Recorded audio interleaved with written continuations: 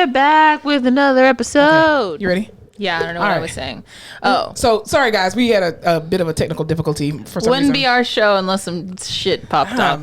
Jesus. All right. You were talking about Formula One. Anyway, I saw this video of this very handsome man talking about race car driving, and I was like, hotter, gotta check it out. That was right when Netflix dropped the docu-series on Formula One. So then I was committed because it was like if like Basketball Wives was focused on the husbands, but the same format. Right. So there. Also, it's drama. So it's drama because let me set you a scene. Ooh. So there's 10 teams, right? And 2 drivers on each team. Oh, okay. So these are like the top drivers in the world. Yeah. It's very hard to get a seat. You don't want to lose your seat, so you have to do really well. But it also depends on like the team you're on, if they're good, how good the car is, all of this shit. So you are competing against everyone, but you're also competing against your teammate even more so, because if your teammate's doing a lot better than you, people are going to look at you and be like, what the hell's going on? Right. So it was just like, and then of course the people at the top of the grid, like the people who are always winning, the guys who are always doing the best, they're always in competition because they're making millions of dollars and you know, they're racing at such high level. Yeah. So it's just all drama. Ooh. And I was invested. That sounds cool. Yeah. So that's what I've been doing with my life. Well, that's awesome. Yeah, this was my Super Bowl, my Disney World. Oh, that's cool. And I'm glad you got a chance to go, and that it was in Austin, so it's so close. Yeah, Austin has the only the only track right now. I think Miami's building one, but it's all European. But isn't like North Carolina has like a like they're like the home of NASCAR? Yeah. I think so. Yeah, because I remember when I was living there for a very short time. My sister used to live in Charlotte, but yeah, they have like everything dedicated to like NASCAR, and I'm just like, oh, this is boring. Yeah, so we have NASCAR, and then, or I guess it's Daytona Beach is the founder, but yeah, headquarters is in North Carolina. Yeah, Daytona has a lot of stuff. I have a few, some family in Daytona, and like especially during like Bike Week and all that kind of stuff, they have like crazy events that are going on. Yeah, so we have NASCAR. Europe has Formula One. It's huge. And so like the old tracks are like in Monaco and all these places where they didn't go and build a track. They just like carved out pieces of the city, which is really cool. So finally in like 2012, they brought a track to Austin and that's been here. And then Miami opens next year, I believe. Oh, cool. That's awesome. Yeah, I'm into racing now, everyone. So you're going to be a racer. Awesome. I'm a racer. How was your week?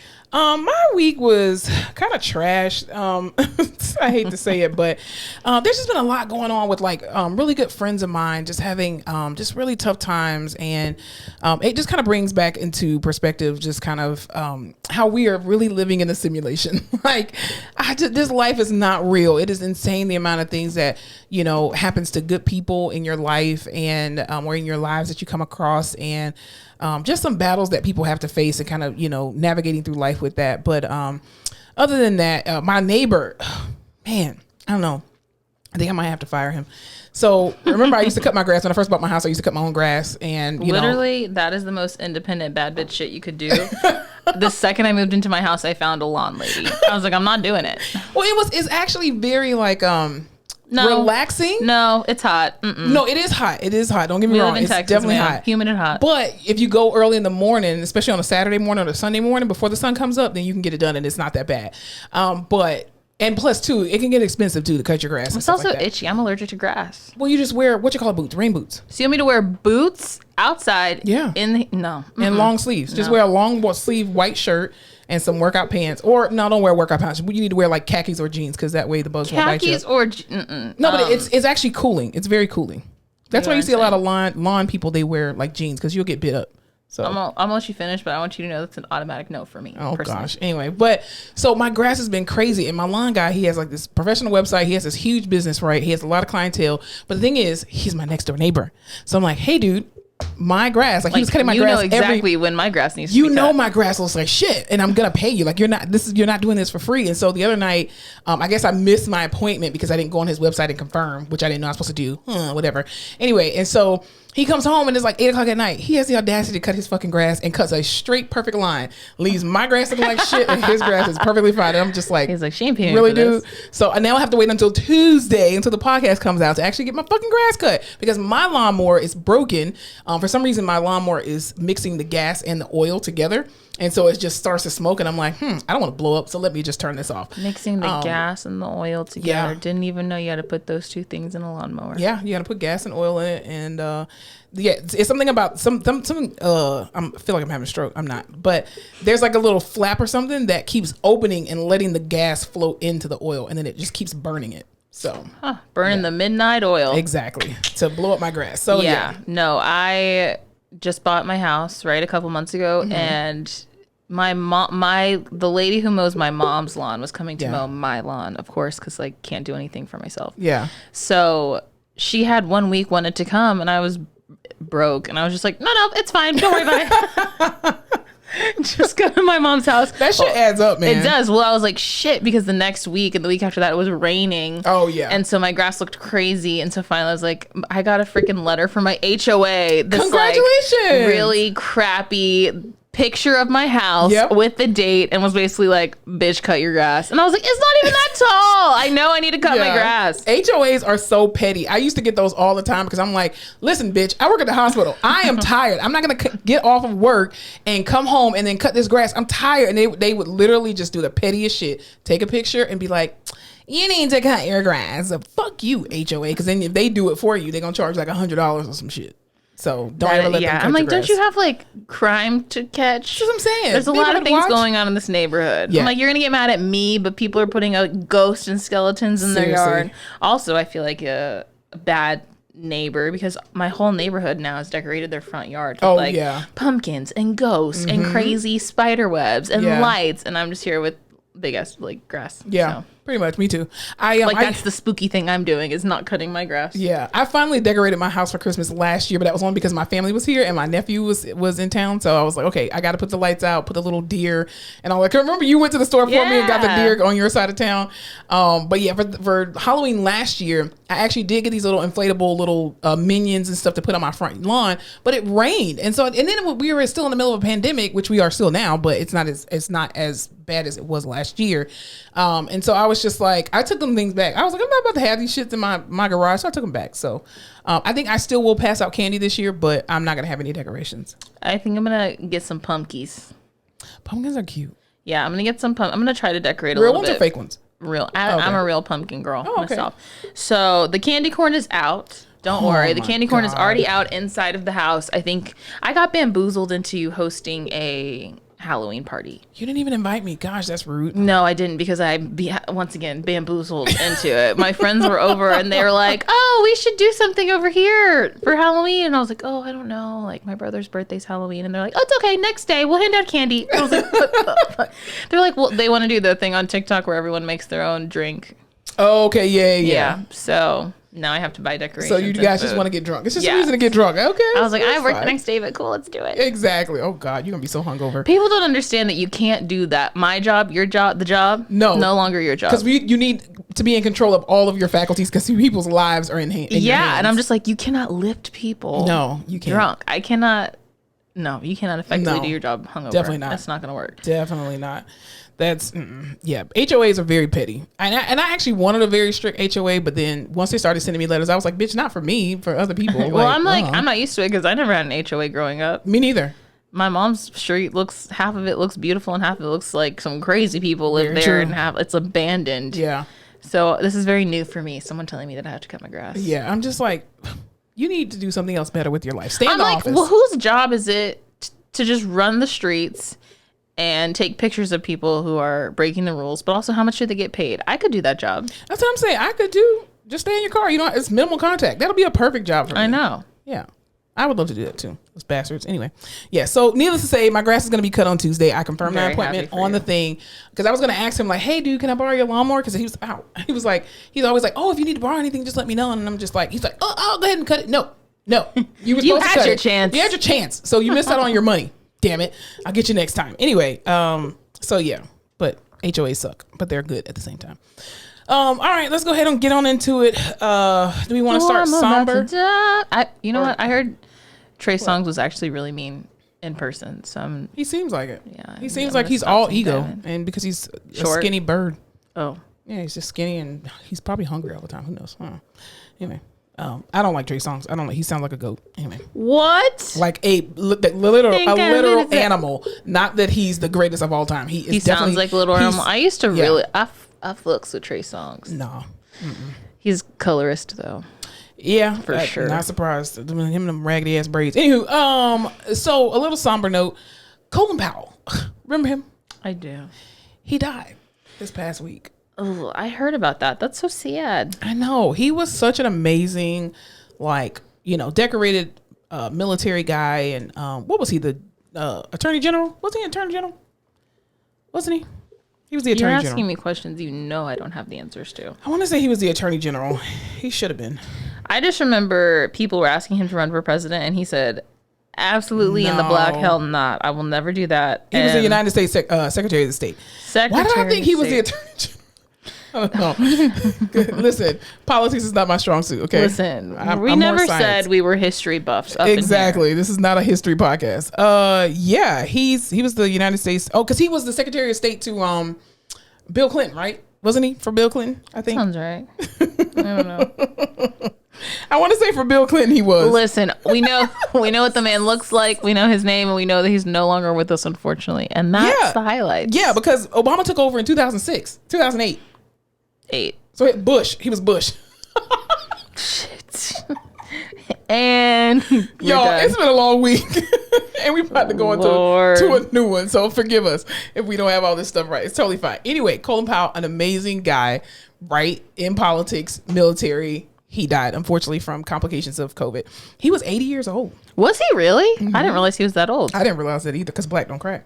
He did look good. He looked maybe 60. 84. He looked 60s. Yeah, you think 60s, he was 84. 70s, yeah. Yeah. So you got a little bit of black in you, you're not going to age horribly unless you do drugs. Huh. Then you'll age really. I mean, but like drugs consistently, like weed, stuff like that, that's not really, nah. But like meth, heroin, don't do those. Those are the ones. Yeah, meth and heroin. Did I tell you about, I had a patient this week who kept telling me that he got cancer from Agent Orange. And I was like, okay, he's also. Oh, yeah, that's true though. I know, but he's also a meth user. So I'm like, did you? Well, because I hate you. I so hate you. I'm like, I'm on the fence about this. That one. Agent Orange, first of all, our country is horrible. How you gonna use something for your enemies and it ends up hitting all your veterans? Like, what the fuck, dude? Dude, yes. And then so he was a meth user, and you know how they go to like methadone clinics and stuff. And so he's in the bed and he just like can't move, super shaky, super weak. And he just kept saying, you'll see, as soon as they give me that methadone, this all goes away. I'm fine. You'll see. I just need a little bit of that. And I was like, oh my God, okay, I can't give you any. What do you want me to do? Get you some meth? Does he realize what methadone is? First 4 letters, dude. Meth. He's like, you just got to give me the methadone. And I was like, sir. I was like, I can guarantee you all this shit stops as soon as you have that in your system. Yeah, I need my hit. Come on, nurse. I just need my methadone. And I was like, my God, that is crazy. So yeah, I know what drugs can do to people. Yeah, it's bad. Agent Orange and meth. Wow. So off that note, so did you hear about this whole fiasco with, it came out a couple weeks ago, but we never discussed it. But I wanted to discuss it only because a situation happened that was kind of closer to me with regard to my best friend. Anyway, remember the photographer? There was this big photographer story where this guy was a photographer and he went to these people's wedding and took all these pictures and everything, and he asked for a plate of food. You're good. Are we paused? Oh, okay. He asked for a plate of food, and they told him no.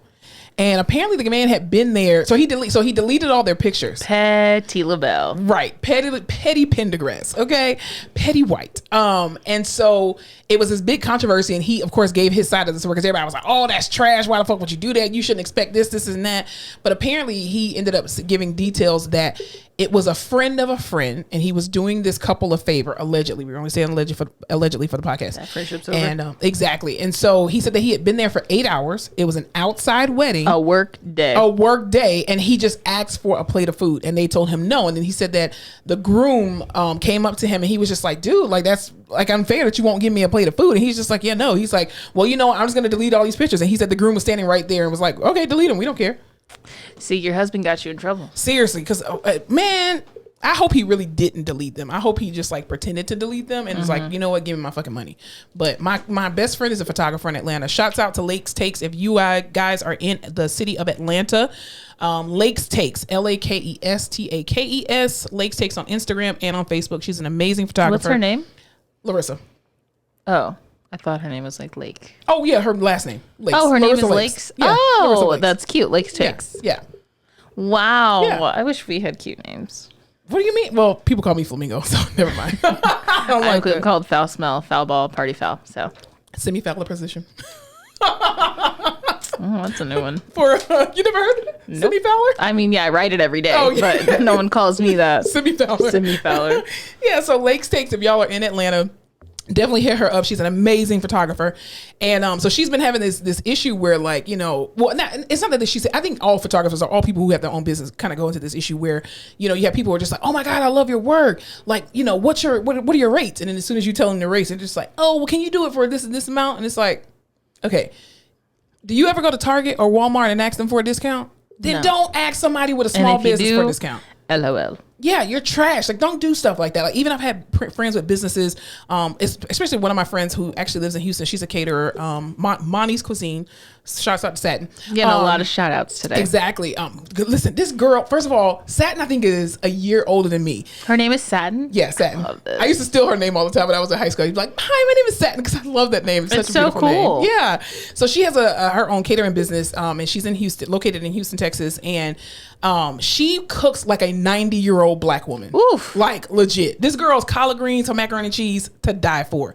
So, like, even with her business, I'm like, do not give me a discount because I'm your friend. Like, you will go broke trying to give people discounts. But I'm just like, why do we do stuff like that? Like, because it's our friend or somebody like a hookup, like, oh, they're going to give me the hookup. Like, you go into these stores, you go into, again, Target, Walmart, you go to the grocery store, you go to Gucci, you know, wherever. You go to all these stores, you never ask them for a discount. Why are we asking people for discounts? Okay. On the topic of Gucci, I just need to talk about this really quickly. Oh, jeez. Okay. When I was in New York, I went to the Gucci store on Wooster. Okay. First of all, it's like not a normal designer store. It's like their concept space. They're trying to make it like cool neo Gucci. So there was like one white person working there. Everyone else was people of color. Wow. That's young, awesome. like Asians, black people, brown people. They're all dressed super cool. They're all super. People were dancing in there. It's because he got canceled last year. Probably. So everyone was so happy. Yeah. So like they'd be like, you know, the typical shit. Like, how are you doing today? And I'd be like, oh, I'm good. How are you? And they're like, I'm awesome. Having such a good day. Like vibrant. And I was like, what the fuck? Everyone here is so happy. They're playing. They're playing their own music. So everyone there's just vibing, having a good time. Right. And I was like, this is the place I want to live. Like, everyone was so happy and nice. Trap. It wasn't fake happy, though. They were just, like, vibing and chilling and cool. And everyone was so polite and nice and never trying to upsell or just get you to do anything. They're like, how are you doing? You want to touch anything? You want to see anything? Tell me what's up. Da, da, da, da. Remember how we used to co-treat and co-eval? Yeah. And we were so happy. People are like, you guys really look like you enjoy your jobs. Like exactly. But and we were in the most toxic environment. Is this the environment I was cultivating for people? Because this was amazing. It's a facade. And so we were talking to one of the guys there. Shout out to Tony at the Gucci on Wooster. Ooh, and Tony. I was just like, because he was just like, oh yeah, because I was like, is every Gucci store like this? Because I want to live here. Like the vibes were immaculate. And he was like, no, this is this new kind of, this is the future of Gucci where they want to push it. And he's like, we have a lot of artists that come in and all of these things, right? Oops. And we were like, okay, so tell me the real deal. Like, how much are y'all making? And he was like, Gucci takes care of us very well, like the bullshit, right? And because he was up there from somewhere else, and he was give us a number, Tony. Yeah. And he was just saying like, oh, you know, like without even trying, if you're working at a Gucci just off commission, he's like, I don't make commission anymore. I'm on salary, but just off commissions and stuff. If you're not even really trying, you're clearing like $150,000 a year. At a Gucci store? At a Gucci store. I was like, I'm about to quit my job and work in Gucci. I'll be fly as hell. We're in the wrong profession. I'm like, at a Gucci store. And he was like, I've traveled the world with Gucci. If you put in the energy and the effort, you will move up if you want to. I was like, I swear to God, this shit was racist, but you're not making it sound like it is. That's because he's a person of color. And they must, I don't know what happened to Gucci in the last 10 years or 2 years, I guess, but they were like, listen, what's his name? What's the guy's name? Dapper Dan. Yeah, he took over. Yeah. So I don't know if they were like, we're all the blacks who really want to work hard because we're going to push you. But I was just like, if I can make that much working out of a fucking retail store, we're in the wrong profession. But anyway, if you have the chance to go to the Gucci store on Worcester, I 100%. And I bet you people don't ask them for discounts, so don't ask them for small businesses. Please stop doing this. Especially please stop asking for discounts. Why would you ask for a discount on a service? Exactly, but it's these people's product and it's their livelihood. I don't care if somebody has a t-shirt business. You don't understand the amount of work and labor that goes into them creating a t. It's not about just going to the store and buying a t-shirt. They have to put in the effort, the time, the creativity. All of that costs money, and people got bills. Like, stop trying to shortchange people, like, especially small businesses. Like, I hate that. Anyway, but if I ask you to do something for me, I sure as hell better get a discount. It's very true. Now my best friend, because Lace takes, she is my best friend. We've been friends since the 2nd grade. I'm not paying for no pictures. But also, here's the thing: if it's a friend of a friend, you're not getting a fucking discount. That's very true. It's a reference. Yeah, like you may get me to show up because I wouldn't have for other people. Yeah. Or it's easier for me to get the days and the times that you want. Yeah, I'll squeeze you in and stuff, but you still gonna have to pay. Yeah. Yeah. Yeah, like even like people who used to like do my hair and stuff like that before I locked my hair, and I'll just be like, hey, no, don't give me a discount. Charge me what you charge other people, because when I have a product, like don't expect no discount. Okay. My thing is, I don't ever want to feel not indebted, but I don't want to feel like, oh, you scratch my back, I'm gonna scratch yours. Exactly. No back scratching over here. But also too, that's not very good business. That's not a good business mind to give people product, like give people discounts just because you want the business, because you're robbing yourself. And then two, if people can go out here and buy Gucci and buy Apple and buy all these other products and never bat an eye to how much they are paying. So your product is worth it. And when you keep discounting it, you're telling people that your product is not worth paying full price for. And that's a very dangerous thing. The only time you should ever be discounting your product or service is if you're running promotion. I mean, that's just like business 101. And that's only like certain situations like holidays, or you just feel like doing it because your customers have been really, putting in the time and money or whatever. But discount should not be, I'm gonna give you the family discount. No. You get what you pay for, people. Yeah. Now, if it's something on the side, okay, thank you for the discount. But if it's your livelihood, stop giving people discounts. Stop doing that. That's horrible business. And that's your PSA for today. Thank you. Absolutely. Also, too, piggybacking off of product and quality, some place that's not very good quality, and I hate talking about these type of entities because I graduated from one, but we got to go there. We got to talk about it. I went to an HBCU. That's right. HBCU, FAMU. Shouts out to FAMU. There's another HBCU, unfortunately, that's in the news, that's in the hot seat. Howard University. Ever heard of them? Yeah, because that's where Chadwick Boseman. Yeah. Yes. R.I.P. Also, Debbie Allen, Felicia Rashad, Taraji P. Henson. We can go on and on and on.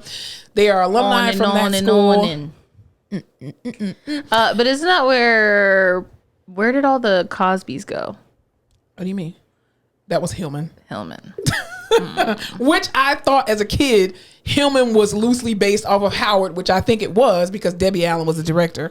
So yeah, I'm not off. And I wanted to go to Howard actually, but my parents were like, I wanted to go to Hillman too until harsh reality that it wasn't real. God, that broke my heart as a kid. Anyway, shame on you, Bill Cosby, for making that a real goddamn school. Of all the things you've done, we're gonna hold you accountable for that one. Exactly. Bill. But thank you for giving us a great experience. But anyway, Howard University is in the news recently because of some really controversial stuff. So HBCUs are very old, right? As are PWIs, right? Predominantly white institutions. The problem is that HBCUs, unfortunately, does not have the same funding that PWIs have. So there sometimes is a lack of maintenance that happens, especially with older dorms, and the renovations are not as up to par as some other universities. So recently, Howard University students have been having issues in the dorms with mold. I'll say allegedly with mold. There have been, so many videos of students. Yeah, you can't call them mold unless you test it. It's very true. Well, it's definitely mold because the way allegedly, well, 100%. I know for a fact. It definitely looks like mold from the TikTok pictures. If it looks like mold, and it talks like mold. Exactly.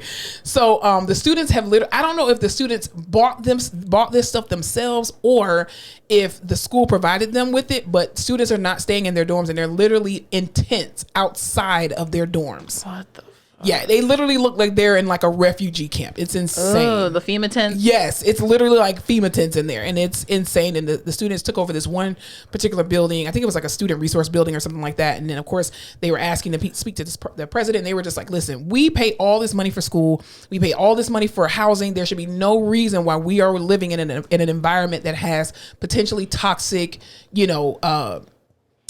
mold growing, on their clothes and shoes. Dorms are supposed to be bad, but they're not supposed to be that bad. Listen, dorm life at FAMU, shouts out to Cropper Hall. I don't even know if it exists anymore. I think they tore it down and they only have like one set of dorms. Why was there mold? No, I think they ended up turning it into like a resource center, and they ended up making like more apartment style dorms. But the dorms that we stayed in, they were old as shit. Like, let me take you down a memory lane here. So the dorms in the summertime, of course, this is North Florida, so you get a little bit of a winter. So during the summer months, the AC is turned on. It's this one knob. It's just high or low. Bitch, ain't no medium to the AC, okay? In everybody's room, it's high, low, and off. That's it. So in the wintertime, once it starts to get cold, there's this boiler like room that's on the other side of campus that controls all the heat and AC, right? What the hell? So they flip the AC off and all you get is heat. All the time. Because it is cold for like a couple months. But then once it starts getting back hot again, all you still got is fucking heat. So you be hot as shit. And then you complain to the RAs and you're like, we are hot. And everybody just has like these fans. Like it's horrible. So black schools, there's a special experience that you have when it comes to the dorms. But I've never had any issue with like mold that I'm aware of. But the bathrooms are god awful. Oh, they're really disgusting old. Like even when they clean it, it's just, oh, Jesus, that brings back horrible memories. Did you have to share a bathroom? Yeah, it was community bathrooms. There was no bathroom in your actual dorm room. Oh my God. Did you have dorm rooms that had a bathroom in it? Yes. Alyssa! I went to a white school. That is so unfair. And I was in one of the newest dorms on campus. It was nicer than my house. But we had a bathroom in our room. So it was just me and my roommate that shared it. No, I've always wanted something like that. But no, we had community bathrooms and my dorm was right across from the actual bathroom. So there were 2 on each floor. Mm-hmm. And I think each floor had like maybe 4 bathroom stalls, like toilets, and then it was like 5 shower stalls. Wow. It was disgusting because you would walk in there and people had their hair just everywhere. It was disgusting. You literally had to have like a little shower caddy with a bottle of bleach and I would choke on that bleach every single day. So it was ridiculous. The older dorms on campus, I think, were like that, but my dorm was newer and the other new dorm wasn't like that. And we had central AC. So that shit was on 65 every day. I was freezing my ass off going to bed. Man, no. You know how your parents don't let you turn on the AC at home? True. I was like, I'm an adult now. Yeah, exactly. Yeah, we didn't have ceiling fans, nothing. You had high, low, off. That was it. Wow. That was all we had. We had very different experiences. Yes. Shouts out to HBCUs everywhere. This is why my house is always cold now. But yeah, so shouts out to Howard University. Y'all need to get it together, please. Listen, that's an expensive school, yes? Yeah. Okay. I mean, it's not private, but it's still expensive. Yeah. Here's what I'm not, because it's in DC, true or false? Yes. What I'm not going to do is pay money to live in fucking toxic environments. No, definitely I get not. that. I could get that at home. And these are Gen Z people. So Gen Z is not going to stand for that shit. No. They're like, we have rights. Yeah. My generation would have been like, Mom, I don't like this school anymore. No, but Gen Z is like, God damn it, where the hell is Johnny Cochran? We're sick of this shit. They're like, we will mobilize. Exactly. We are a grassroots campaign. Listen, we're on the Twitter and the TikToks. Yeah, they got a whole agenda. Like, we want to meet with the president. And the president, I guess, allegedly has refused to meet with them. And I'm just like, this doesn't make your university look very good, buddy. No. Because here's the thing. With HBCUs, with any college, you have to understand that these kids do not have to come to your university. Like, legit. The generation now, these kids are getting accepted into multiple schools. Like, double-digit numbers. Or going on the YouTube and making money. Exactly. Or going to code and making money. Right. Or even taking classes online. They don't have to go to your school. And for you to, like, you're paying all this money. Because I remember when I went to FAMU, I think to stay in the dorm, it was like maybe $2,300 per semester to stay there.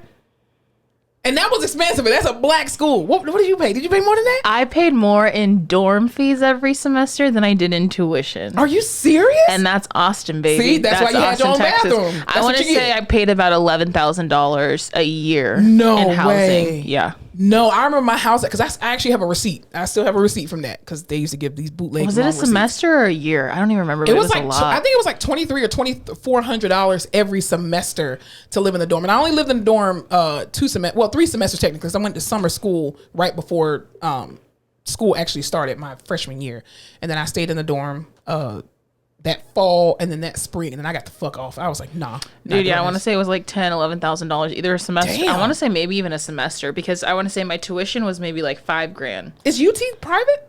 It's public. Oh, I thought that's what I'm saying. So it was like my tuition was never the problem. It was always housing. So expensive in Austin. Yeah, Austin is just expensive for no reason. I lived in my second year, I worked at the apartment complex I lived at to get a discount.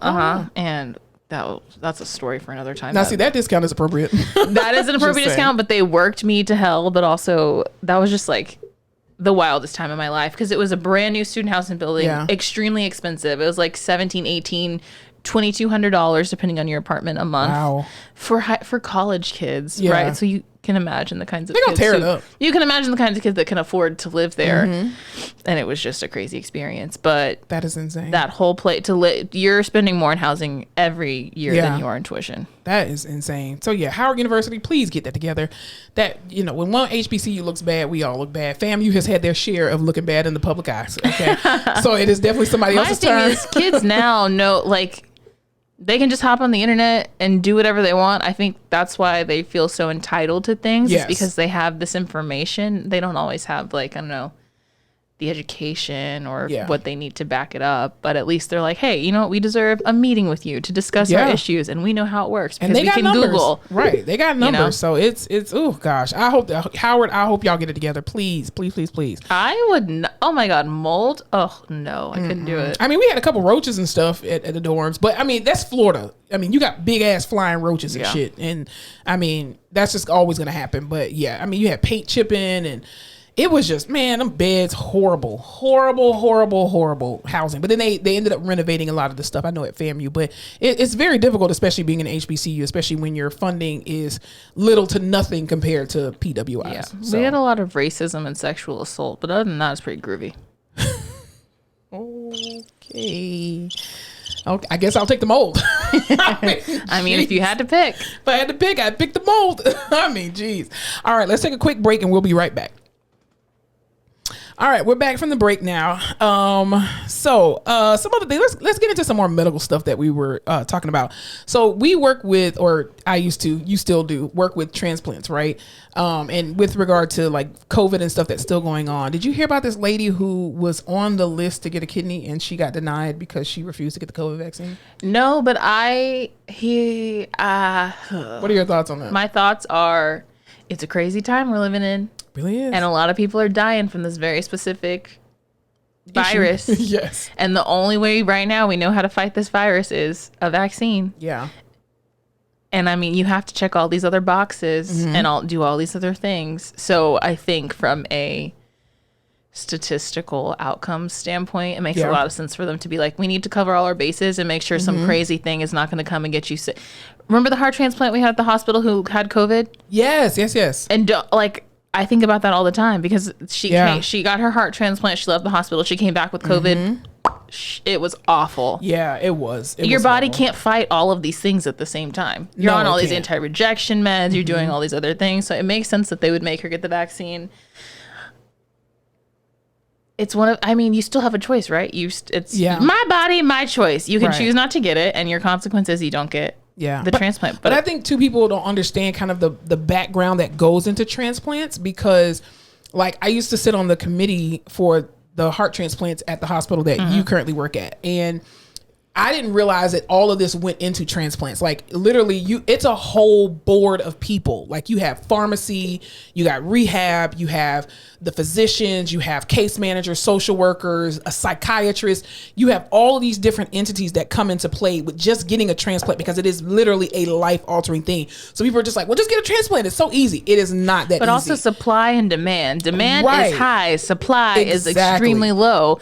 So you got to make sure you have the right person who has the right support and the right body and the right organ and has all these little check marks. You know? There's a lot of checks and balances that goes along with the transplant. And if you have one thing missing, even family support, there are people who are great candidates for all these physical things, but then they have no family support. They're in a city or a state by themselves, and they're just like, you need somebody to help you, and you will be disqualified because of that. Like UNOS has a very rigorous, transplant criteria. And not only that, if they give you this particular transplant and then it goes bad because you refuse to get a vaccine or whatever the issue is, you've now killed someone else. And that looks and you bad wasted on the hospital, on the doctors. It's all numbers. And it fucks up their numbers too, because says there are so many deaths that you can have from transplanting people, and that's why the criteria is so rigorous. Because if you're out here just giving transplants to random people who shouldn't get them because of their comorbid status or whatever the case may be,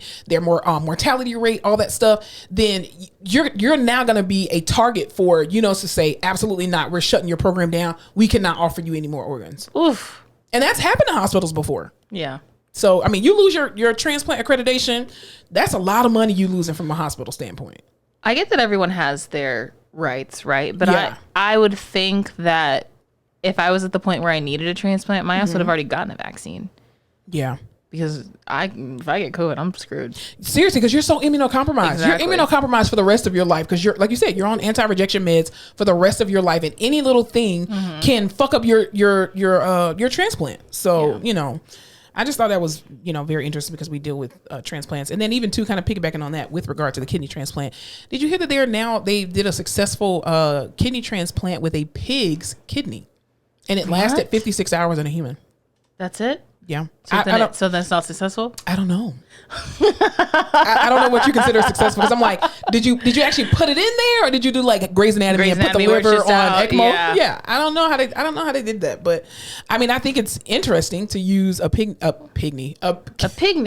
kidney for a transplant. They do it with valves. So I mean, it's just a bigger valve. I don't know what that's okay, but the difference is a valve is just like chilling. Exactly. Just like it's washed out. It's just like plumbing. Mm-hmm. A kidney has a job. Has jobs. I didn't realize that a pig's kidney was so very similar to a human kidney. So when we eat pork, is that why the body doesn't know what to do with it because it's so close to human? No, I think it's just so many damn diseases and tapeworms and shit because they eat everything. Because you've heard that, right? Like the body doesn't know how to process pork. So that's why it's bad for you. Well, even corn. Like, I mean, it's a complex molecule. So that's why you shit out corn whole. What do you think happens when humans eat human meat, like cannibals? I think you go crazy because the only reason I say that it's based off a movie, it's not scientific. So the Book of Eli with Denzel Washington and these old people, this one couple that they ran into or whatever in the middle of nowhere, they were like shivering because every person that came there, they killed them and they ate their bodies pretty much. And Denzel was like, too much human meat. So yeah, I don't think you're supposed to eat human meat. I'm sure your body doesn't know what to do with it because it's you. Yeah, right. And I think we're complex molecules. Our bodies can't break down certain, like I learned this in chemistry. Your body cannot break down certain molecules. Again, that's why corn is a complex. Looks the same coming in and going out. Exactly. Corn is a very your body cannot break down corn. I do love corn because of the chemical construct of it, or the chemical molecular structure. Thank you. That's what I was trying to say. The molecular structure. I failed chemistry 3 times, but I know that. I took it. Well, no, I took it once and I got a C, and then I was like, "Oh, I'm trying to get into grad school. Blah blah blah. I'll take it over." And then I got a B. What's funny is that I didn't know I was going to grad school till the end of my senior year. So all my C's, I was like, screw it. I passed. It's a class. Yeah, pretty much. And then I got to my senior year. I was like, listen, sometimes you got to see your way out of college, okay? That's C's what I get did. Degrees. Yeah, absolutely. All right, let's get, one more thing that we got to talk about. Oh, God. This is kind of horrible. You were telling me something about the missionaries in Haiti? Something about kidnapping? This missionary group in Haiti got kidnapped by a gang of people for like a $17 million ransom. Either 1.7 or 17 million. I'm bad with numbers. They're never going to get that. My thing is, I didn't realize people were still getting kidnapped out here like that. And I guess it happens all the time. We just don't hear it. I'm just like, this sounds like a movie. Human trafficking. Yes. Well, yeah, but that's not like a group of, it is a group they did that people in Africa with the young girls. They still missing. The idea that someone can just pluck me off the street and be like, you're mine now until someone pays for you, literally scares the shit out of me. This is why obesity matters. Everyone should gain at least 50 pounds. That's what I'm saying. You're less kidnappable. Here's what I do want to say. That's very sad that they are kidnapped, that they were kidnapped and are being held for ransom. But here's the thing that I unpopular opinion about missionaries, right? Here's my issue with, because are they from the United States? I'm assuming they're from the United States. They are, if you give me 6 seconds, I can tell you. Sure. Ohio, yeah. So they are Christian ministry. Here's my issue with missionaries, right? Okay. it is. You have enough sinners here in the United States of these Americas that you can potentially convert to Christianity. Not only that, I feel like missionary work is very colonizing in a way. Like, you are going to other people's country and you are telling them, my God is the only God that you should serve. Like, forget all your other tradition, forget about whoever you pray for. It's all about who we serve, because who we serve is the best. Even though you feel that way. Like that's what happened in Afghanistan. Exactly. Like, Yikes. this is why the country like crumbled as soon as y'all pulled out, because you came in there putting your own ideologies on somebody else. Like, again, there's enough sinners. Here's my thing also too for missionaries. Y'all can't even get your Uncle Cecil and your Uncle Willis and all them. Y'all can't even get them saved in your own family. So why are you going clear across the water to go save somebody else's soul? You got sinners right here. That's all. I'm sweep around your own front door. It's not the same. Doesn't have the same panache. Child, that's colonization at its finest, Christopher Columbus. What's always not creeped me out, but giving me the ick, I don't like missionary work. The pictures that, it's primarily girls that I see, but girls will come back from these missionary trips to Africa, and it's like these white girls surrounded by these black children. And you like go to these countries and you post these pictures on your Instagram, and it just gives me an ick. I don't know what it is, and I know they're very white savior. They're very white savior. I'm sure you're well intentioned, but like, you're over there having a quote unquote good time. Yeah. Living with these people in these horrible circumstances, and then you dip out and post it on Instagram. Absolutely. I'm like, at least bring back a baby. Yeah. And I think they do it without any real research. Like, people who practice voodoo, right? Because voodoo is a religion. And I think there's a lot of different rabbit holes that you can really go down with voodoo. And a lot of the practices, honestly, that people who practice voodoo and Christianity are very similar, especially in the black church.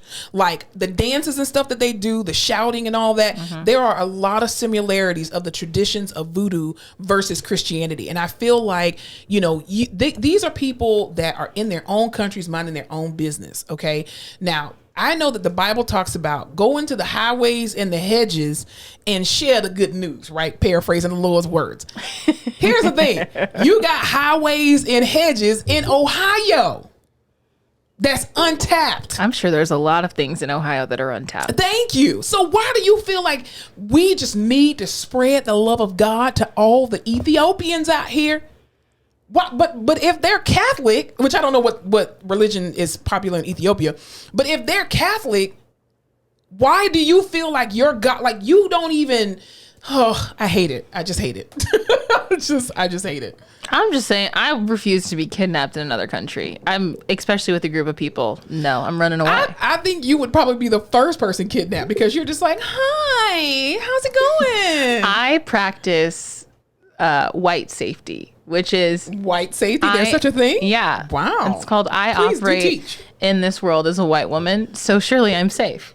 You're gonna be the first one kidnapped. I know, always. I'm like, no, they're fine. They just look like that. They just happen to be walking behind us for the last 6 blocks. I saw these guys and they just said they wanted to party, so I brought them back to the hotel. You couldn't travel with me. Well, here's the issue, because I cycle between hyper vigilant aware, like, we're all going to be sex trafficked, everyone be on their high guard, and like, we're fine, what's the worst that could happen? Yeah, see, I can't travel with you then. You can't, because I never know what I'm gonna be. I'm either gonna be like, we're on it, we're getting it, or I'm gonna be like, la-ti-da-ti-da. No.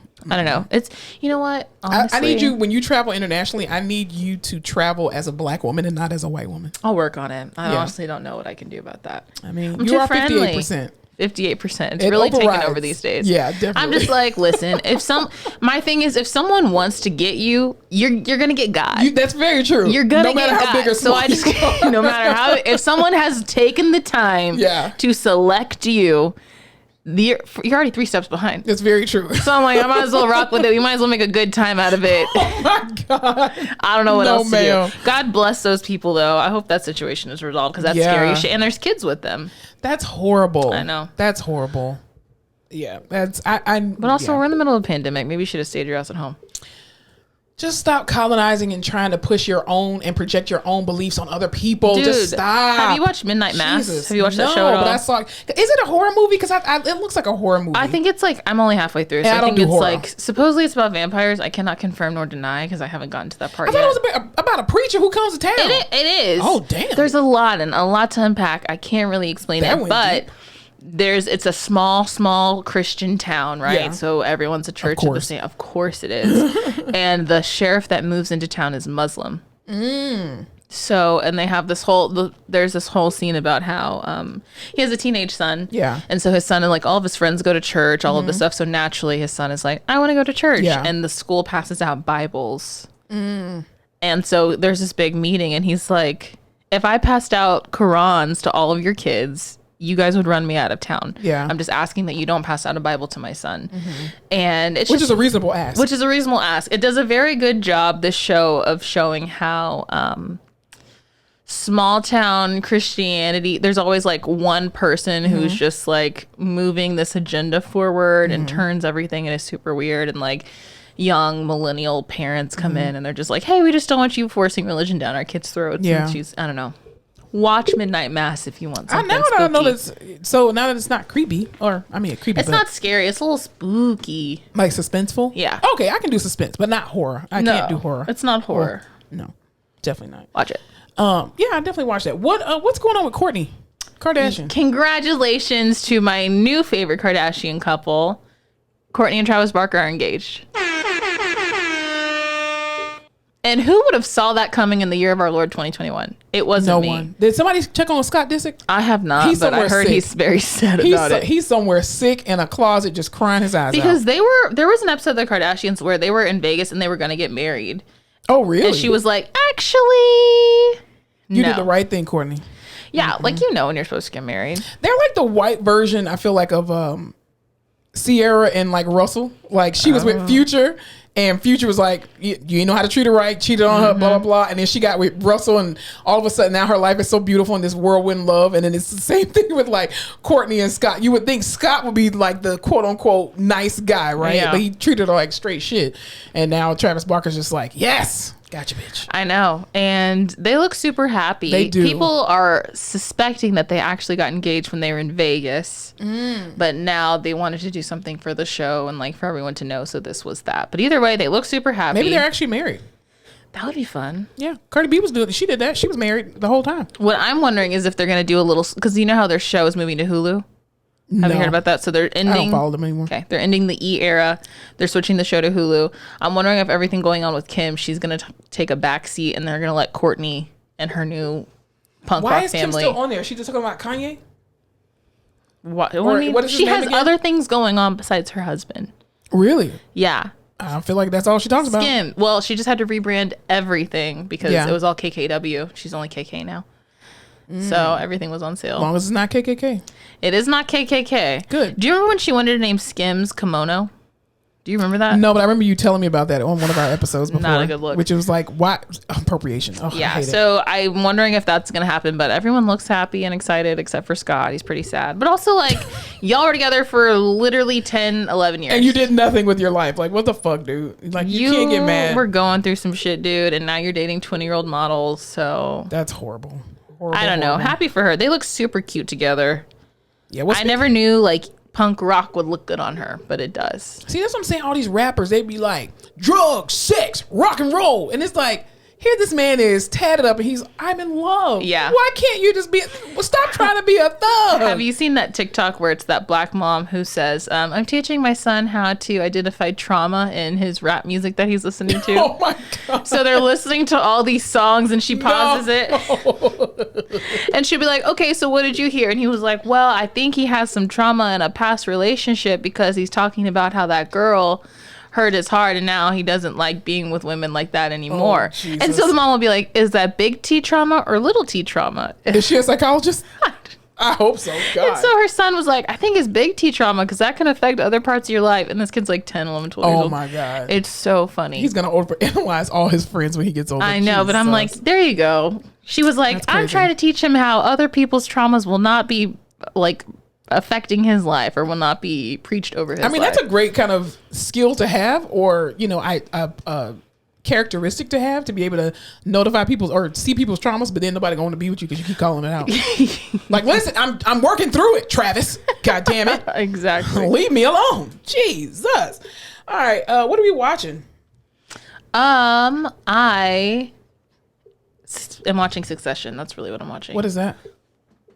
Is it on Netflix, HBO? What is it? Oh, okay. Succession. Everything on HBO is everything. Succession is basically, the Murdochs, Rupert Murdoch. Yeah. Okay, so this is kind of like not about him, but like about loosely based on him. It's about this media tycoon, right, and his family, and so it's about he's getting older. He's the sons have risen up in the company, but he won't give up his title.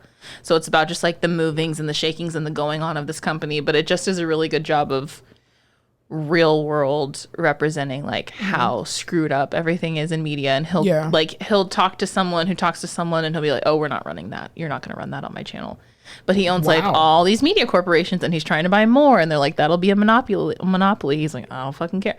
It's just like this cutthroat, crazy, real life depiction of what's going on in like circles we'll never be a part of, which I always love because I'm like, how do you know that? You can't predict my future. You're right. I am somebody because God don't make no junk. Thank you. Excuse me. Remember we used to have to say that all the time as kids. It's like, I know I am somebody because God ain't make no junk. Oh God, we're such corny kids. Amen. Anyway, it's so I really try to watch a couple episodes of it. I think you might like it. Definitely. Just the way the kids treat each other and like the backhanded stuff, and it's really good. Cool beans. Succession. So that started again. That's what I'm watching.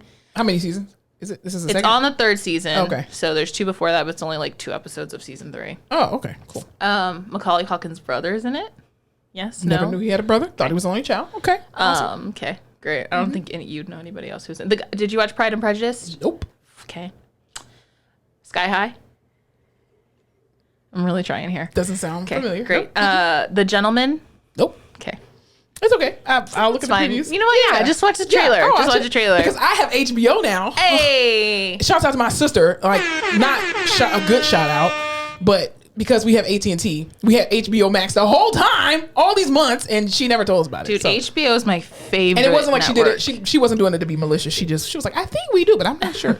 They do not miss. No, I would highly recommend that show. I just watched Dune. I saw that. I saw the previews of that. Really good. I need to watch that. 3 hours long, so I saw it in theaters. Aww. I would watch it at home. It's on HBO. Yeah. Do you like Timothée Chalamet? Don't know who that is. Great. Perfect. Love him. It's going to be great for you. This is so hard. Oh, gosh. It is. Did you watch the original Dune? No. Okay, good. I've never seen Dune. I didn't either. I'm assuming you didn't read the book either. Great. Perfect. On the same page. Read? Audio book, but not read. So this is a very long, beautiful, I was never bored while watching it movie. Oh, that's good. But this is like, it's not a spoiler, but I feel like everyone deserves this preface.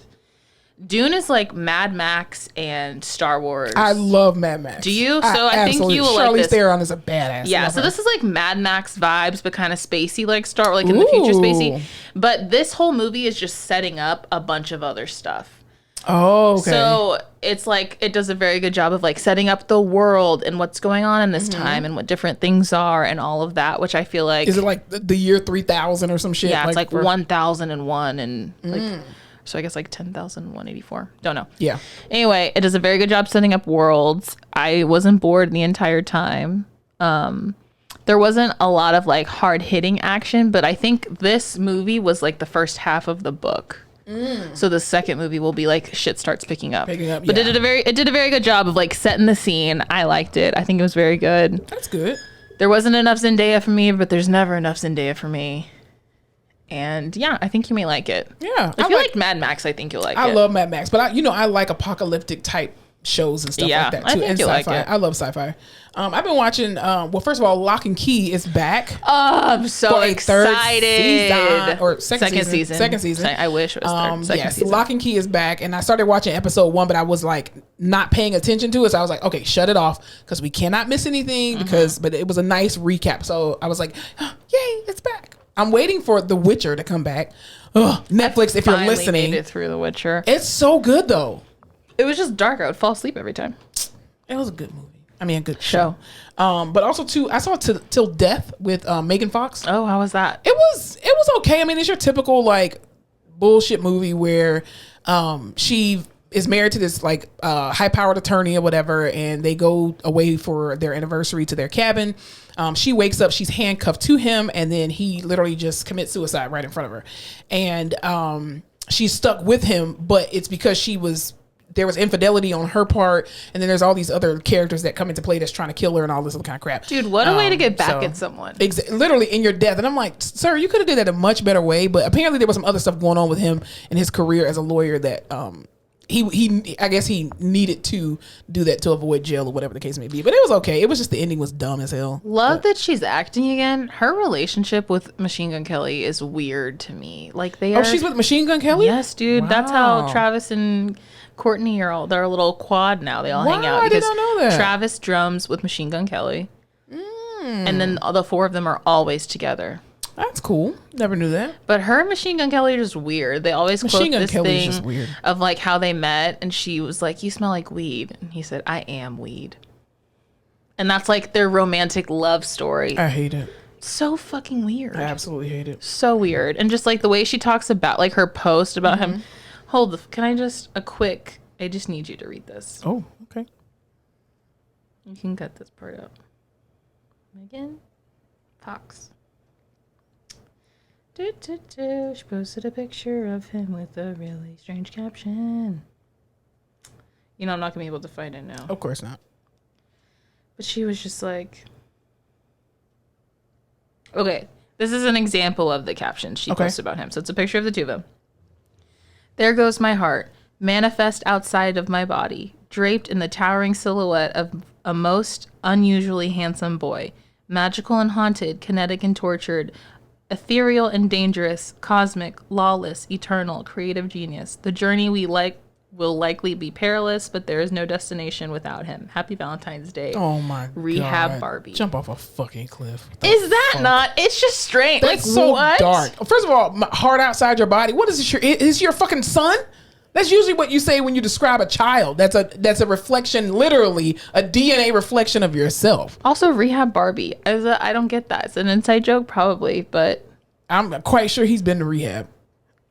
Hey, listen. She looks like she's been too. So yeah, the weird captions like that. And not the PTOT kind. No, and they're always licking each other's tongues. I hate doing weird shit. I don't know. Anyway. I hate it. Glad you're giving her streams though. I mean, it was, I'm not saying watch it. I'm not saying not watch it. I'm just saying it was an okay movie. Anyway, Insecure is back today. Y'all, I've been waiting what feels like an eternity for this. Yes. I cannot wait to I finally finished happens. Season 4. How do you feel about it?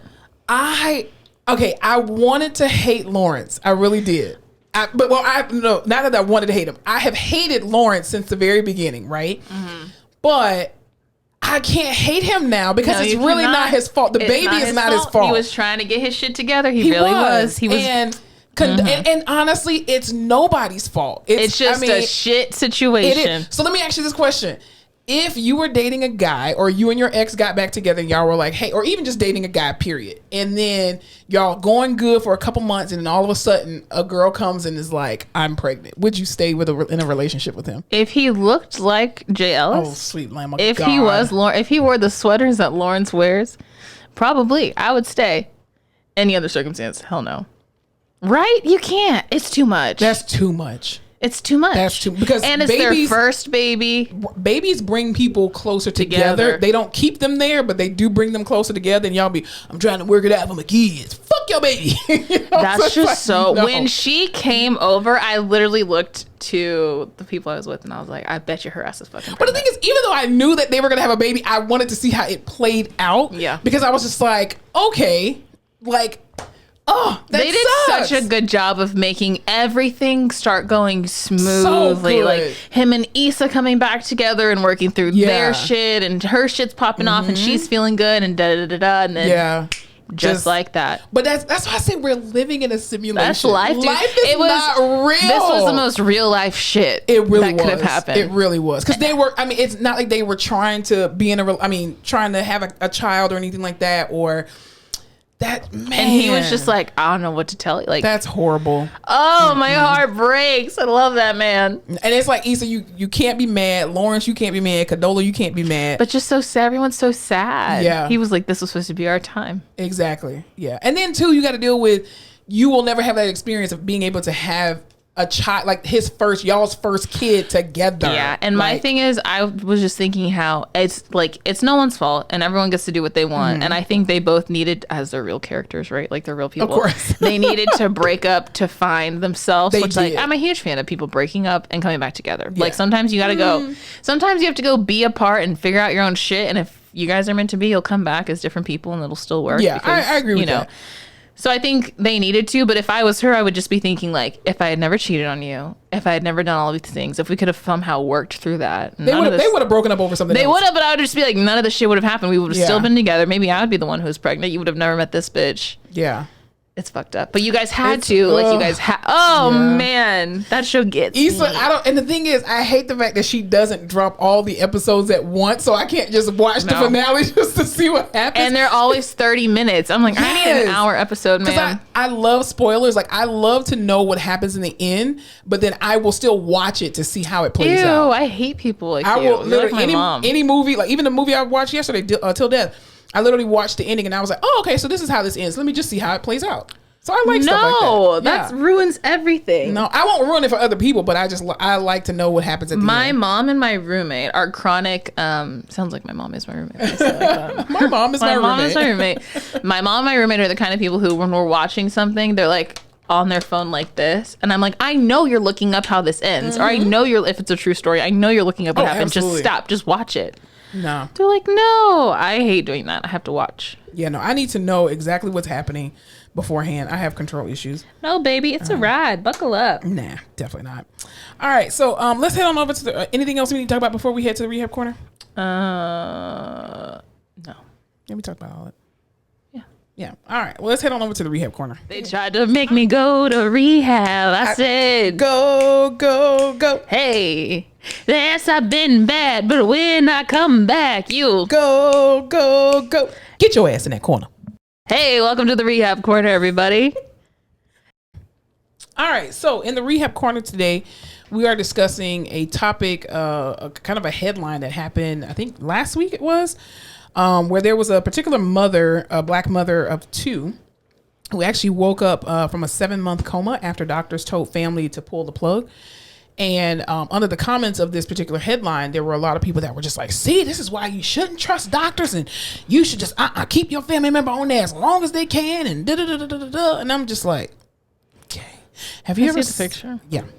I'm like, have you ever seen a person in a coma before? Like, do you know what a coma looks like? Because do you know what coma rehab looks like? Thank you. Well, the thing is, when I used to work at a particular government hospital, they had and I think they still have this there, a conscious emergent program. I think that's what it's called, where basically people, military people who are in comas, they do different things like stimulate you and all that kind of stuff. Open the blinds, turn on the TV at certain times of day to try to arouse you and wake you up. The issue with that is that people, and by this picture, this mother has, like, she's in a hospital, looks like an ICU. She has a trach or a tracheostomy, so she looks like she's on a breathing machine or a ventilator. And I don't think people really understand, like, being in a coma is horrible. Like, as a medical clinician, that's a horrible thing to see. Like, we have patients in the ICU that are on cardiac pressors, that are sedated medically. You're on feeding tubes, all that kind of stuff. You have somebody turning you, wiping your ass, doing all this stuff. You start getting bed sores. You know, you start getting necrotic limbs. Your toes and your fingers start to turn black. You can wake up with a amputation. And so sometimes it's more damage keeping people alive than it is to let them ride this out for 7 months. I mean, we've had patients that have been... Dude, that bill is all I'm thinking of. That hospital bill. That's what... Remember, in the very beginning of this podcast, we said, like, podcast episodes. I think it was like episode... whatever. It doesn't matter. Healthcare is a losing game. It's a lose-lose. So you don't have the money to keep yourself alive. None of us have the money to keep ourselves alive unless we're a billionaire, right? But even then, you wake up and you live through this horrible situation. and be, oh my God, you're living and you have no quality of life. You have to have all these services, home health, rehab, home nursing, all this stuff. You need equipment, you need home modification, but yet you're alive, and then you're sitting on a mountain of debt, over $1 million in debt for being asleep for 7 months. My thing is, so like everything else on social media, this is not the norm. This is the exception. Absolutely. Just like the crazy shit we see on social media. Like, there's 100 other situations happening a day, but we see the one crazy bad one or the one, whatever. This is the same thing. So, but I just hate how God bless it. This is awesome. Very glad she's awake. Absolutely. That doesn't happen often. That's not what happens often. But these stories get perpetuated, and people are like, we don't want to let go because we heard that this lady was on life support for 7 months and she woke up. Absolutely. And it just sucks because we see it all the time, and we're like, there is no, like, my favorite is when the doctors are like, we've done everything we can. Last Hail Mary, therapy. And I'm like, I cannot get up this patient. And anything I do is just going to make it worse. And they're like, well, we just have to prove that they're not doing any better. Yeah. I'm like, why do we have to be the ones that prove they're not doing any better? I mean, but honestly, we're the best ones as PTs and OTs. Like, I remember we had a patient and he is alive and well, thank God. This man ended up having, I want to say he had a massive heart attack, or he was found down by his son. I think that's how it happened. Came into the hospital, ended up on ECMO. He was in the ICU. And we thought he kind of technically had like an anoxic brain injury because he just wasn't really responsive. And myself and Audrey worked with him for like weeks, right? And at one point in time, we were just like, we don't really know if he's going to come back from this, right? But we're still going to work with him. And then all of a sudden, one day, he just had a very amazing day because of the consistency of us working with him. So, of course, Audrey and I are just like, oh, shit. Maybe that's the surge, right? But it did not end up being the surge. It was just literally his body was just like, okay, we're ready to survive now. We've done enough healing. And to the point where he ended up being able to survive, came back for an LVAD, worked out, and went to rehab, was doing all this amazing. And he ended up having a stroke, too, during one of his admissions. Ended up coming back, getting strong enough, coming back, got a heart transplant, and is doing amazing. See? So you're just like, it does happen, but it's not every single patient, because we've also had patients that we have worked with and they have a detrimental stroke and they are no longer there. Remember that young lady we saw, very young, pregnant girl. She was, I think, like 19 or something like that. And she was like, we just shoved her to the edge of the bed just to see what she would do. Do you want to know about that girl? Oh God, what? Did she die? She died, right? No. What happened? Having a great time. No way. Y'all. We're not making our case look very Listen, this is not how we wanted this to go. So Monty and I went in to see this patient, and I think she was, I don't know if she was an immigrant or what had happened. She had come from Mexico. Yeah, she did. She was undocumented, but she was staying, I think, with her aunt or something like that. She was staying with an aunt or an uncle with her brother. She ended up getting pregnant. So she ran away from home, so no one knew her situation. Yeah. She came into the hospital, and she was just like catatonic. She had like locked in syndrome. Like she didn't respond went in there, or anything. and I spoke to her in Spanish. We were both moving. She looked like, it was scary because she looked at any moment she would wake up and like stab you or something. She was also having embolic showers too. Oh, okay. Yeah, she was having embolic showers. So it was just a very weird situation. So blood clots in her brain. She wasn't doing she wasn't responding to anything. She was just staring at us. It was very creepy. We got her to the edge of bed. Nothing happened. And I was like, God bless. Yeah, we signed off. We were just like, she's not it. Because even the neurologist was just like, I mean, y'all can go in there and try, but I don't think you're going to get very much with her. And we went in, we tried. We were like, yeah, she's not responsive. So fast forward, I have a coda come up to me and they're like, Alyssa, you evaluated this woman. I don't know what to do with her. Another therapist went in there the other day and said she's doing this, this, and that. I said, she's not doing that, and that. I saw her. She wasn't doing anything. Tell me how she does today, but like I would kick her back off caseload if she's not doing anything. I don't know what we can do until she starts to wake up. She was like, oh, she was nice. We sat up at the edge of the bed. We did some oral care. We brushed her hair. God. Then another coda went in the next day, and she was like, she was so nice. What are you talking about? And I was like, girl, she looked like at any moment she would just snap into it, and she looked like she wanted to kill somebody. Yeah. She had this horrible look on her face. Like I don't know what was going on. And they're like, no, she's not doing that anymore. Like you know how those patients who they're not looking at you, they're looking beyond you and through you. That's literally what she looked like. Like she was not scary. there. It was like some Gone Girl type shit. But no, I guess she's up and doing well now. That is insane. I am so happy for her because she was that case was really sad. But then also too, you have these patients where they're on these, ventilators and machines and ECMO for like 4 and 5 months only for them to die. And it's just like, so you just prolong the inevitable. Yeah. So I mean, there is this delicate balance that you have to, or this teeter-tottering that you have to do on this line for, should I pull the plug or should I not? But I think also too, that's when patient advocacy from different disciplines come into play as well too, because it's not just what the doctor says, but it's everybody else. So if they're working with rehab or nursing and all these other kind of different, people that are coming in there seeing them and they're not making any progress, I mean, you kind of know what you need to do. It's just hard to do it. It's so hard. It's hard. It's hard as hell to do, like to take somebody off of a machine, because you hear of cases like this and you're just like, well, they could snap out of it. And I feel like a lot of times we have to be the ones who are like, all right, listen. Because, like the cases we just explained, like doctors will see that and they'll be like, look, therapy does work. It's perfect. Yeah. We're going to use it with everyone. See, this person was doing so horribly. They worked with therapy and now they're doing great and we saved them. And so now we're getting everyone therapy. And you're like, no, it's not appropriate with some people. No. So literally probably 78% of the conversations I have with my PT right before I go in is like, all right, listen, we'll get them to the edge of the bed. Yeah. They're going to crash. We're going to put them right back in bed. Yeah. Right. That's all we can do. And a lot of times that's how it goes. But there's like 20% of the time when you do that and then they start doing really well. And you're like, damn it. And it's not a damn it because they're doing well. It's like, here we go. This one's going to be the one. And then the doctors are going to ride that high for the next 6 months. They are. And they're going to want everyone up, even if they're inappropriate. I've told doctors, hey, every time I sit them on the edge of the bed, their MAP drops to 30 and it takes them forever to recover. And they're like, well, what are you going to do? Just keep trying. Like, I remember I had this one patient and this young lady, she really stuck with me because I felt like I saved her to a degree. Like, she was a young 21-year-old that came in. She had a massive stroke and she pretty much was like anoxic brain injury, not responsive whatsoever. So myself and one of the speech therapists, we worked with her. And of course, most times with people, they will eat without commands. Like, you put something to their mouth, it's just automatic that their reflexes will kick in and they'll, start to chew, right?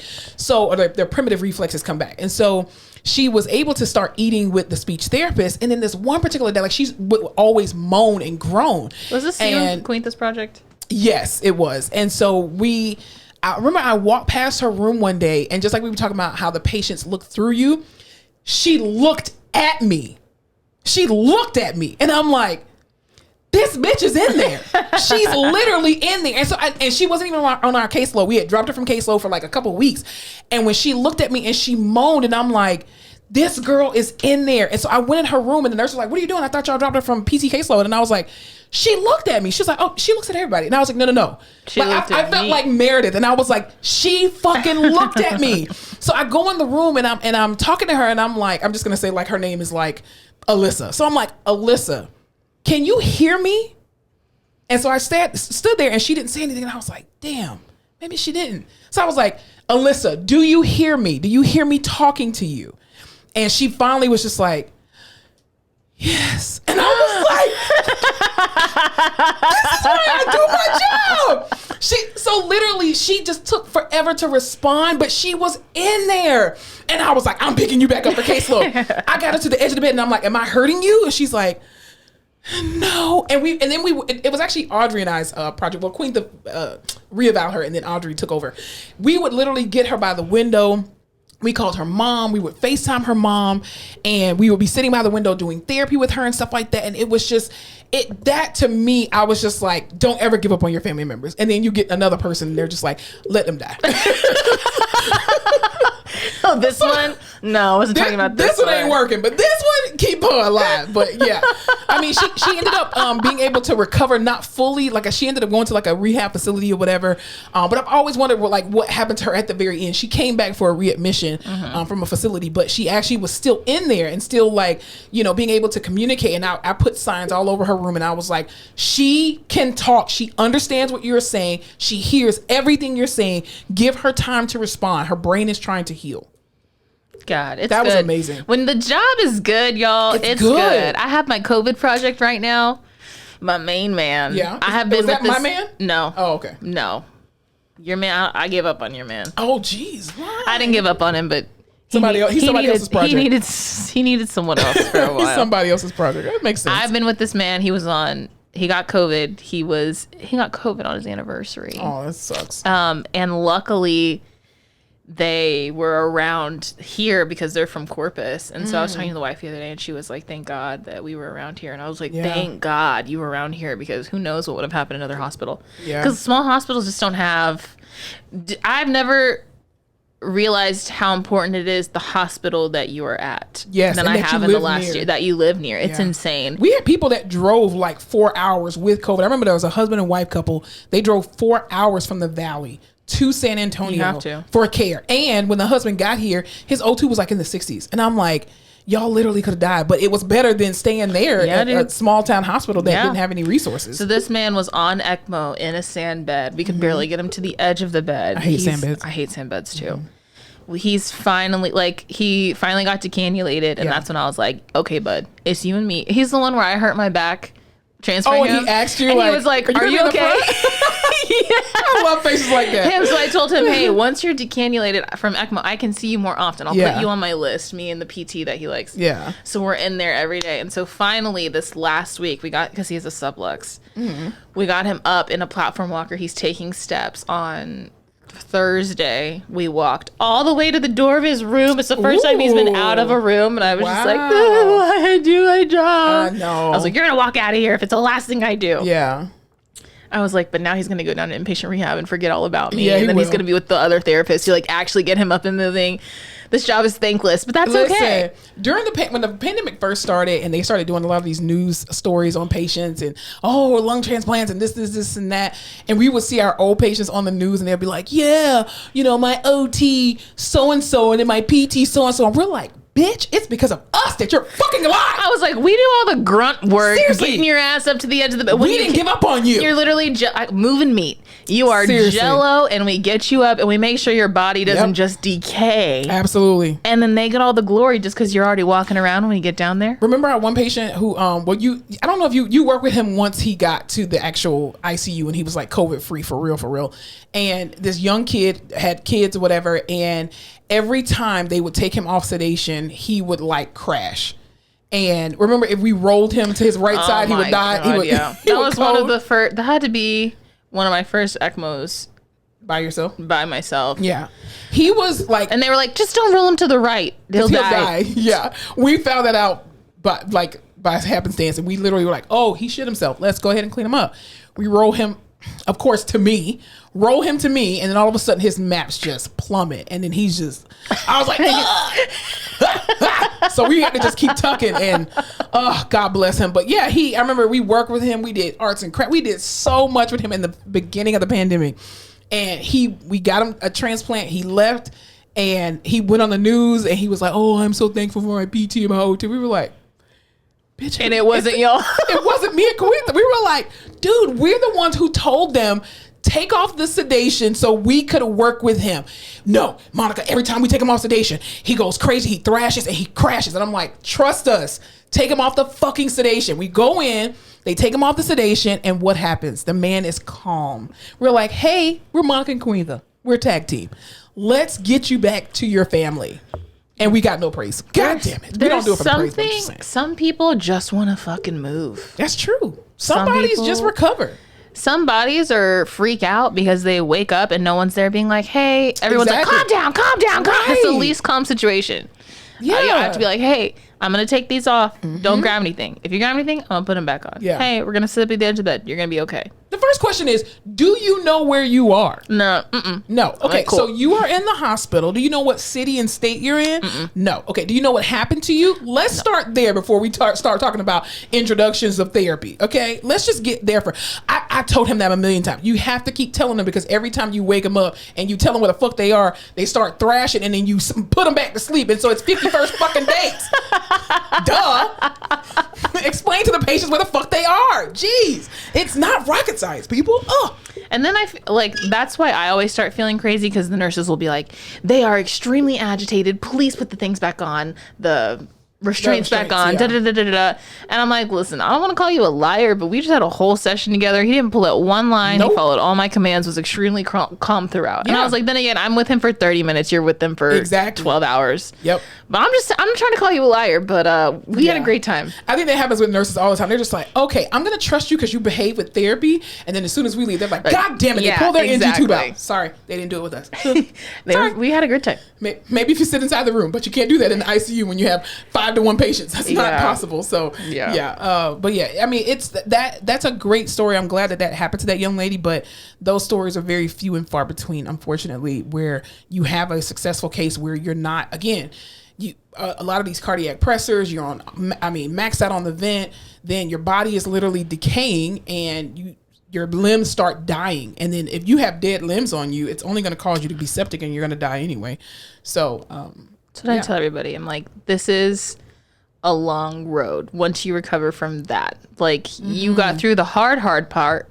Your body fought. Now your mind's got to fight. Absolutely. And it's a long ass road. And your age has a lot to do with it. I've seen people rebound from stuff that I was like, no way. Or like, when you look at the MRI and you're like, you stroked bad, buddy. There are little strokes everywhere, but they're like 35 and they just pop right back up. Yeah. It's insane. Versus a 70-year-old will not recover like that. No. Yeah. So I think people, like, you have to look at the comorbid status.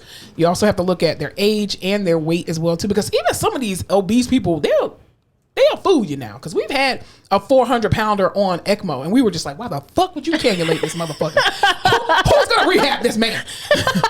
Because it ain't me. And then he pops up and just starts running circles around the ICU. You're like, what the fuck? Dude, it's when they do like their 360, 6'4", and I'm like, what the fuck?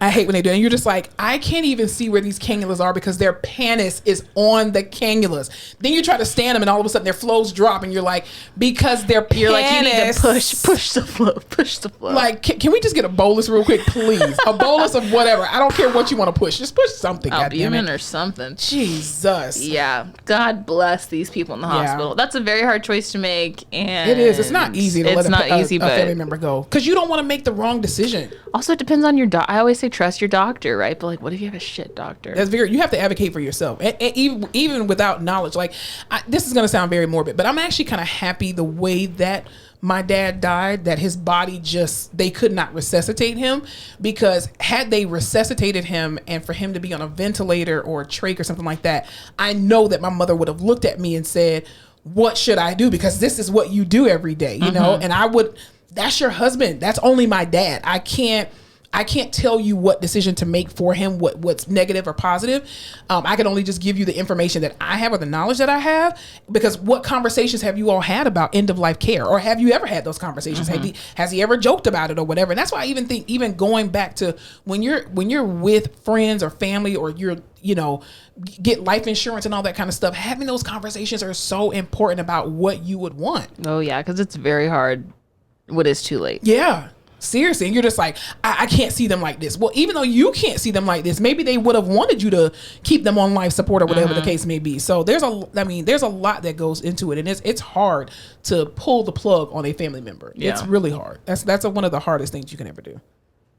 And on that note, keep fighting. Do what you can. Absolutely. Eat your fish oil, drink your water, go on walks, stay as healthy as you can. Take an anxiety walk.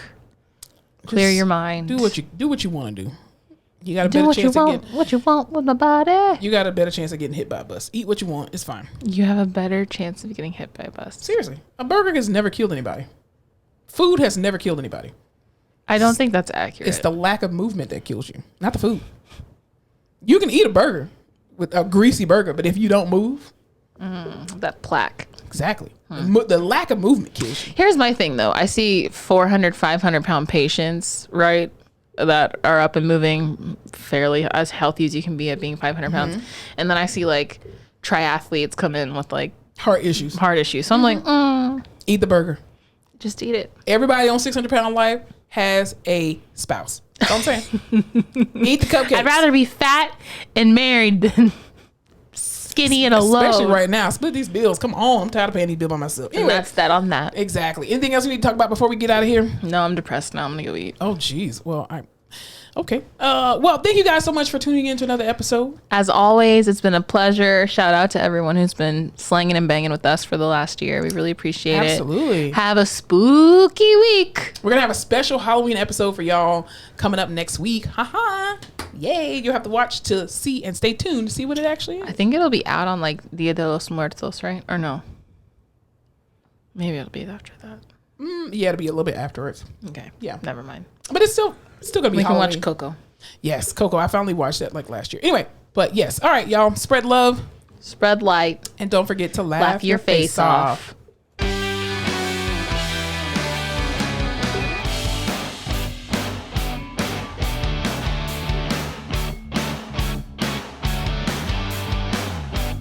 This song is really growing on me now. After a year. I feel like I'm on Boy Meets World or something. Step by step, day by day. People you know, something we say will make it better the second time around. Why are we like this? Oh my, it's alright, cause I'm saved by the bell. Thanks so much for tuning in to another episode of The Face Off with Fleming and Fowler. Don't forget to follow us on all our social media platforms, Instagram, Facebook, Twitter, and YouTube at The Face Off Pod. Be sure to tune in to The Face Off every Tuesday where new episodes are released.